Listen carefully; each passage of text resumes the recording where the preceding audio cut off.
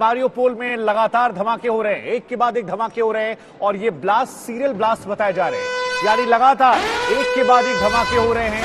ये धमाके महत्वपूर्ण हैं क्योंकि डिनिप्रो की बात की जाए, मारियोपोल की बात की जाए, ये तमाम वो इलाके हैं जहां पर ये कहा जा रहा है कि अगर आपको कीव पर कब्जा करना है तो पहले इन इलाकों से जितना भी रिटेलिएशन है उसको आपको खत्म करना पड़ेगा। तस्वीरें हम दिखा रहे हैं। हालांकि यूक्रेन भी दावा कर रहा है कि हमने भी यहां पर रूसी टैंकों को मार गिराया है, लेकिन चेर्निहाइव की बात कर लीजिए, मारियोपोल की बात कर लीजिए, डिनिप्रो की बात कर लीजिए, ये तमाम वो जगह जहां कीव पर बढ़ने से पहले रूसी फौज जो है वो इन्हें तबाह करना या यहां से जितना भी विरोध आ रहा है उसे शांत करना चाहती है। ये खबर अपने आप में बहुत ज्यादा महत्वपूर्ण हो जाती है।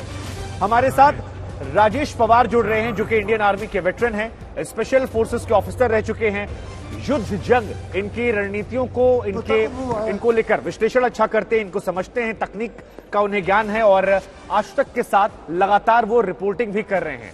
राजेश, जंग के 16वें दिन के मुहाने पर हम और आप खड़े हैं और थोड़ी देर पहले मैं गौरव से बात कर रहा था, वो भी कह रहे थे कि कीव पर पहुंचने से पहले आसपास के जितने शहर हैं जहां से विद्रोह आ सकता है रूसी फौज उसे दबाना या कुचलना चाहती है। अब ये स्ट्रेटजी कैसे आगे बढ़ रही है, क्योंकि ऐसा लग रहा है बातचीत तो शायद फेल हो रही है। शुभांकर, देखिए मैं आपको पूरा अपडेट दे दूं कीव के बारे में। कीव शहर में आज लगातार 5वां दिन है जब 5 रात से और 5 दिन से कोई बमबारी नहीं हुई है। कीव शहर के अंदर कोई बम नहीं गिरा, कोई मिसाइल नहीं गिरी, कोई एयर रेड नहीं हुआ, कोई आर्टिलरी शेलिंग नहीं हुई है। लेकिन कीव की घेराबंदी, जैसे आपने बिल्कुल सही बताया खबरों में, बहुत तेजी से बढ़ रही है। बहुत पहले से कीव के उत्तर में एक 62 किलोमीटर लंबा रूसी काफिला पिछले 9 दिन से जमा है।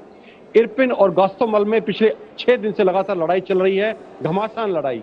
अगर आप यूक्रेन का या कीव का नक्शा दिखा सकते हैं तो हमारे दर्शक समझ सकते हैं कि गोस्तोमल और इरपिन ये जो कीव के नॉर्थ वेस्ट में हैं, लेकिन अभी एक नई स्ट्राइक आ रही है नॉर्थ ईस्ट से, जो कि सुमी के ऊपर जिन फौजी रशियन फौज ने हमला किया था वही फौज अभी आगे बढ़ के मैकेनाइज्ड कॉलम्स आ गए हैं ब्रोवरी में। और वहां जो खबर आई है, ब्रोवरी भी जो है कीव शहर से जस्ट 15-20 किलोमीटर दूर है। तो आप इस तरह से देखेंगे कि नॉर्थ ईस्ट, नॉर्थ और नॉर्थ वेस्ट, इन 3 इलाकों में 3 डायरेक्शंस में इस वक्त रूसी फौज का जमावड़ा हो चुका है। चौथी खबर जो आ रही है वो आ रही है ज़पोरिज़िया से। ज़पोरिज़िया में जो फौज थी, रूसी फौज, जिसने ज़पोरिज़िया को घेर रखा था और वहां कब्जा कर रखा था, अब वो 2 हिस्सों में बट गई है।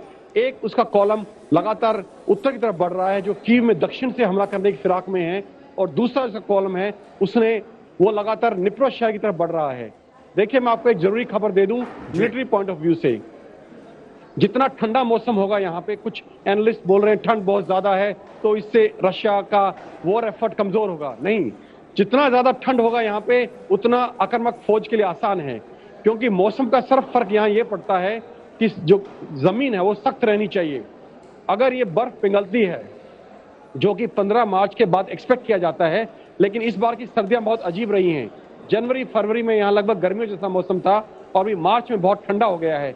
ये रूसी फौजों के लिए अच्छी खबर है, क्योंकि उनकी जो टैंक्स हैं, बख्तरबंद गाड़ियां हैं, इवन नॉर्मल गाड़ियां हैं, वो क्रॉस कंट्री मूवमेंट यानी कि रोड से हट के मूवमेंट कर सकती हैं सख्त ग्राउंड के ऊपर। तो ये रूसी फौज के लिए एक अच्छी खबर है। और यही फौज इस वक्त निप्रो की तरफ बढ़ रही है, जो सबसे बड़ा रेलवे जंक्शन है पूरे यूक्रेन का। तो हम देख रहे हैं मिलिट्री तौर पर रूसी फौजें लगातार पूर्व की तरफ से और दक्षिण की तरफ से आगे बढ़ती जा रही हैं, और इस वक्त कीव की घेराबंदी जो है वो 3 दिशा से हो चुकी है। और जो पश्चिम का इलाका है, जैसे आपने इवानो फ्रांको की बात की, वहां भी कल बमबारी हुई है। इवानो फ्रांको बहुत पश्चिम में है और उसके आगे जो है पोलैंड की सीमा आती है, हंगरी की सीमा आती है।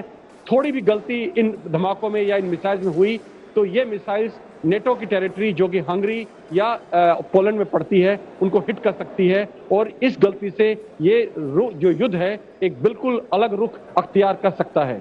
शुभांकर, नहीं तो राजेश जरा ये समझाइए, क्योंकि आप तो आर्मी के वेटरन हैं, आप स्पेशल फोर्सेस में रहे, आप तकनीक को समझते होंगे, जरा ये समझाइए कि अब कीव पर क्या ये मान लिया जाए कि ऑप्शंस जो है वो बहुत कम बचे हैं और कीव ही अब गिराना एक ऑप्शन बच रहा है? क्योंकि हम और आप इंतजार कर रहे थे, टर्की में बातचीत हो रही थी विदेश मंत्रियों की, वहां से कुछ पॉजिटिव निकले, लेकिन अगर 3 दौर की बातचीत के बाद कुछ नहीं निकला है तो क्या ये माना जाए अब इस जंग के जरिए या ताकत के जरिए ही अब इसका निष्कर्ष परिणाम निकलने वाला है?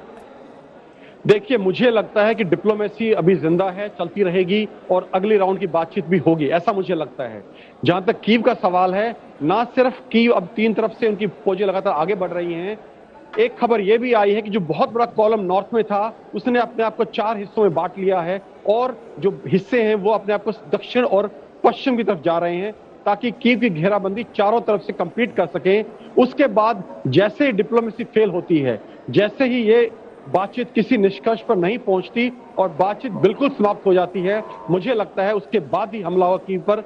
और जो ये हमला होगा, ये बहुत ज्यादा घातक होगा और बहुत स्विफ्ट होगा। रूसी फौज इसको अपनी पूरी ताकत से करेगी और उसको उस वक्त कीव पे कब्जा करने में या कीव को बिल्कुल कट ऑफ करने में और स्टाव करने में ज्यादा वक्त नहीं लगेगा।